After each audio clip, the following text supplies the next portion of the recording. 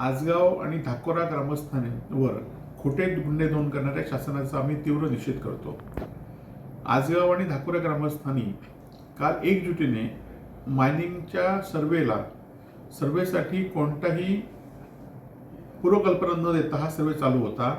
त्याचबरोबर मुख्य कार्यकारी जिल्हा परिषद यांचं एक पत्र हे मायनिंगला सर्वेसाठी आलेले लोक दाखवत होते। खरं तर जिल्हा परिषद मुख्य कार्यकारी अधिकाऱ्यांचा आणि मायनिंग सर्वेचा कुठलाही विषय किंवा कुठलाही संबंध येत नाही। खरं तर जिल्हा प्रशासन जिल्ह्यातील सत्तेत असलेले लोक यांना मायनिंगला सर्वे करण्यासाठी पाठिंबा देत आहेत। आपण बघितलं असाल की या लोकांवर 50 लोकांवर खोटे गुन्हे नोंद केले आहेत। खरं तर एवढा पोलीस पाटा हे गुन्हे नोंद हे सत्तेचे लोक असल्याशिवाय हे होऊ शकत नाही, वस्तुस्थिती आहे। आपण बघितलं असाल की 2004 ते 2014 या जिल्ह्यामध्ये अनेक मायनिंगचे सर्वे झालेत। त्यातनं कळणे आणि सातारा सारखे प्रकल्प मायनिंगचे सुरू झालेत आणि त्यावेळी सत्तेत कोण होते हे आपल्याला सर्वांना माहिती आहे।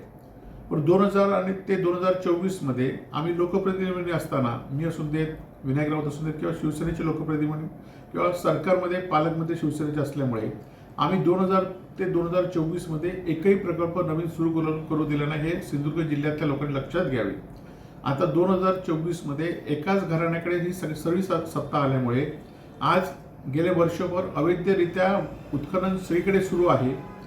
त्याला प्रशासनाला धमकीने प्रशासन त्यांच्या पाठीशी असतं, कारण प्रशासनाने ते जुमानत नाहीत। प्रशासनावर राजकीय दबाव वारंवार आणत राहतात आणि त्यामुळेच एकाच घराण्याकडे सिंधुदुर्ग जिल्ह्यातली सत्ता गेल्यामुळे पालकमंत्री, आमदार, खासदार आता पुन्हा 2024 नंतर आता पुन्हा हे जवळजवळ 11 प्रकल्प मायनिंगचे या सिंधुदुर्ग जिल्ह्यात येत आहेत।